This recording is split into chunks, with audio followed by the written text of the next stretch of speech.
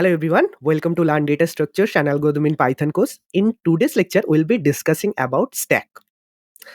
First, let's assume you have a jar of cookies and the jar is very narrow so that you can place one cookie after another. Okay. Now, if I tell you to check if is there any cookies in the jar or not, what will do? So let's assume this is not transparent. Okay, this is a metal jar.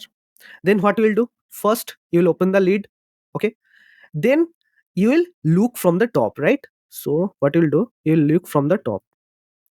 Now if you see any cookies there, then you can see yes, there are cookies in the jar. But if you don't see from the top any cookies there, then what you will do? Yeah, the jar is empty, right? So this is basically example of stack.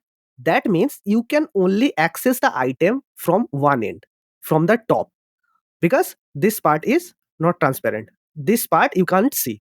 You only can see from the top, right?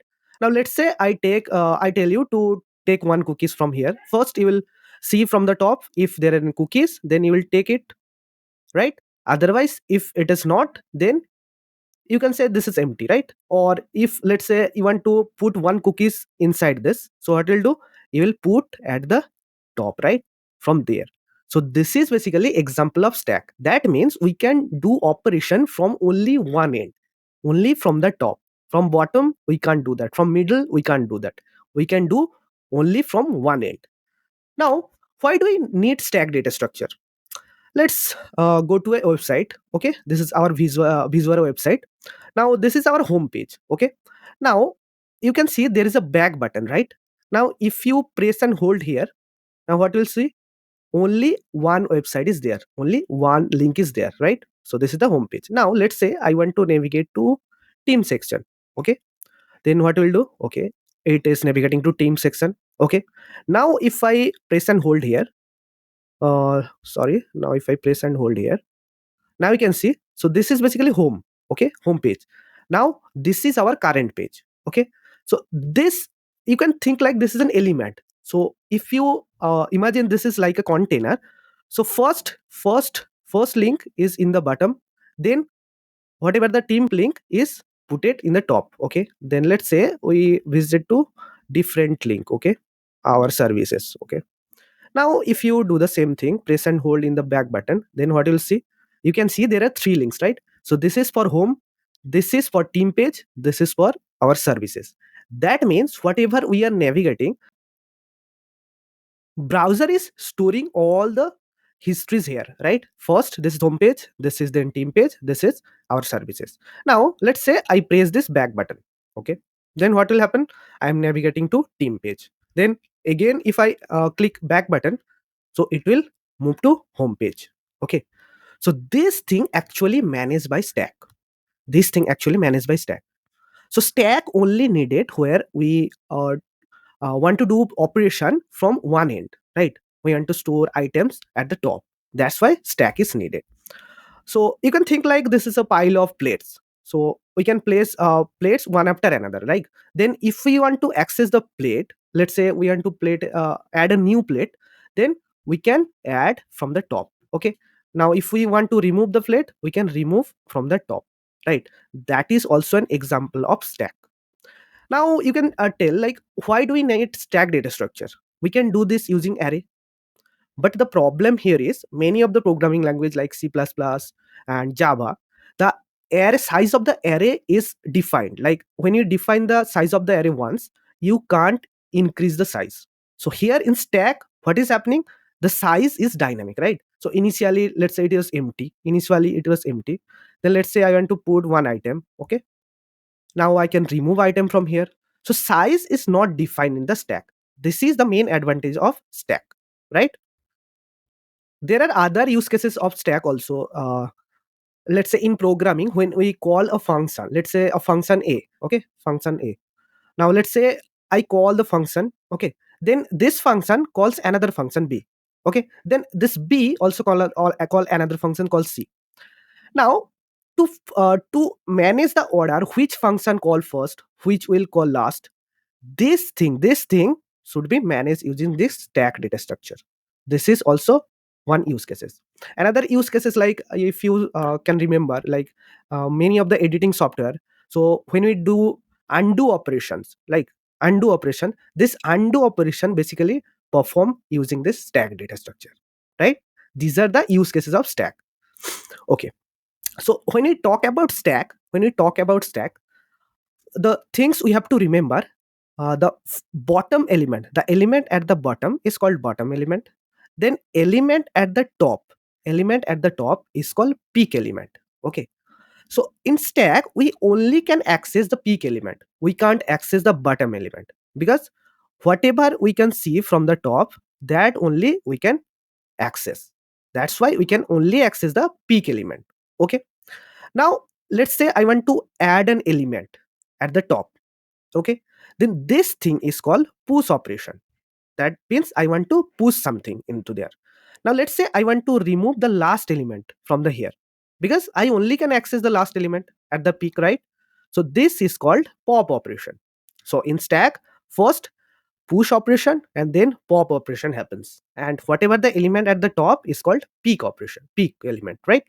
Now let's say initially the stack was empty. Okay, then let's say I put one item to it, push, let's say 2 to it. Okay, now what is the peak element here? Peak element is 2, because there are one element, right? So this is the peak. Now let's say I push another item, let's say 10. Okay, now what is the peak element? What is the peak element? Peak is 10, because whatever in the top, this is called peak element. Now if I put another item, let's say it is 5. Then now, what is the peak element? 5 is the peak element. 5 is the peak element. Okay. Now I can do operations with this 5 only. I can't operate through this 10 and 2. I can't access these two items. Only I can access this top element. Okay. Now, if I want to remove 5, what I have to perform? I have to simply do pop operations here. Okay. Then 5 will be removed. Now, let's say I want to remove this 2. I want to remove this 2. Then what will do? First, then I can't directly pop 2, right? I only can pop the top items. So let's say there are, so let's say there are 2, then 10, and then let's say 5. Okay, now let's say I want to remove this item. I want to remove this item. Then what will do? I directly can't remove this, right? So first I have to pop this item. First I have to pop this item. Then this 2 will be there, then 10 will be there, because 5 has popped up. Then what will happen? Then I have to pop this 10 again. Okay, then 2 will be remaining. Then only I can pop this 2. Then only I can pop this 2. Okay, because only I can access the peak element. So when peak is 2, then I can remove the element. So this is the functionality of stack: push operation, pop operation, and whatever the element at the top is called peak operation. Now, how to implement stack in Python? There are two ways basically. One is list, Python list, and another is collection module. Okay, so this is called deck, collection deck. Now, using list, how we can do this? So in Python, let's say this is a list. Okay, these are some items. Now, Python list is dynamic in nature, right? The size of the list is not fixed. When you append the item, the size will increase. When you pop the item, size will decrease. Now let's say 1, 2, 3, 4, 5. Okay, 5 items are there. Now let's say, imagine this is the last item considered as the peak of our stack. Imagine the last item as peak of our stack. So this is basically a stack. We treat this list as a stack. Now let's treat this as peak element, the last element as peak element. Now to remove this element, which method we have to apply? You have to apply pop method, right? Pop method. Okay, now let's say I want to add one item at the end. One item at the end, let's say 10. Let's say 10. What I can do? Which method I have to apply? I have to apply append method, right? Append method, right? So to push item, I have append method. To pop items, I have pop method, right? Now to access whatever the last element, what I can use? I can use, let's say this is stack. Okay, this is stack. And to access the last item in list, we know how we can access the last item using -1, right? The index -1. So here also, to access the last item, the peak item, we can use this. So st -1, whatever the name of this array, name of the stack, and index will be -1. So this is the implementation of stack using list in Python. Now let's jump to our VS Code and let's see how we can implement this. So let's name it the stack as st, okay, and initialize with empty list, okay. Then let's say I want to add some item 10, 20, 30, okay. Then what I'll do, st dot append first 10. Then I'll do the same thing. First, let's say add 20. Then let's add 30, okay. Now if I print this, so let's say, so I add 10, 20, and 30, okay. Now let's say I want to access whatever the peak element here. How to do that? How to do that? We have to write st of -1. Now if I run this, I can see the peak is 30 because 30 inserted at the end, right? Now let's say I remove one element from stack, st.pop. Let's say I remove 20, or not 20, just pop, okay. Now what will happen? The last, whatever added at the last, okay, first print this out, okay. So whatever added at the last, let's say 30 is added at the last, then 30 will be removed. Then what will be at the peak? Peak will be 20, right? So let's clear this out first and let's run it. You can say 20 is at the last, right? So that's how we can implement stack using list. So basically for stack, we don't have any another data structure, we are using this list itself. Now another thing, another way to implement stack is deque collection. So to do that, first we have to import from collection, we have to import deque. Okay, so what is basically deque? Deque basically is a class that uses doubly linked list to implement this. So you can see deque is basically a class. So it has some inbuilt method like append method, append left, then pop, right?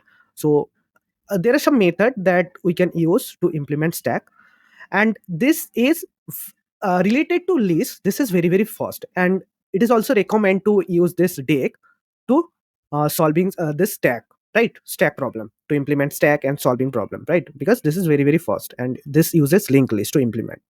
Now what to do? Now let's create a stack from this deque collection. So let's name it st equals to deque, and now let's invoke it.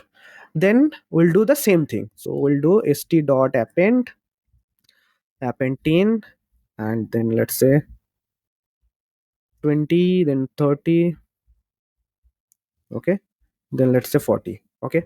Now let's print this thing. Let's print this st, okay. Now let's clear this out first, okay. Now let's run this. Now you can see this is a type of deque, okay. There the elements are 10, 20, 30, 40. Now let's say I want to remove the item at the end, okay. So before that, let's access the item whatever in the peak. So to do that, just print st of -1. This is basically works similar to list, but this is faster related to list. Clear this out, okay. Now let's run this. Now I can see the 40 is at the end, okay. Now first let's pop some items. Let's say st dot pop, okay. So method is also same. Now whatever will be top, so when I call the pop method, the 40 will be removed, right? Then whatever in the peak element, peak will be 30. Let's run this. You can see the peak element is 30. So that is how we can implement stack using list and using Python collections, right?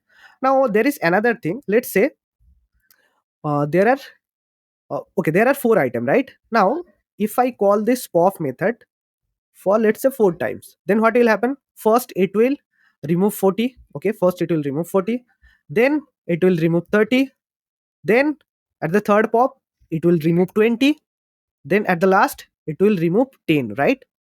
Now the stack is empty. Then if I call this thing again, pop, okay, now the stack is empty, but I am calling this pop again, then what will happen? Let's clear this out. Okay. Now if I run this, sorry, if I run this, so we are getting error because prop form an empty decay. We are calling this pop while this deck is empty. Now to avoid this, what we have to do? What we have to do? How to check if this stack is empty or not? This is simple. We have to write just if this st. That means it will check if this stack is empty or not, right? If it is empty, then it will return false. Otherwise, it will return true. That means if the stack is not empty, then just print this thing.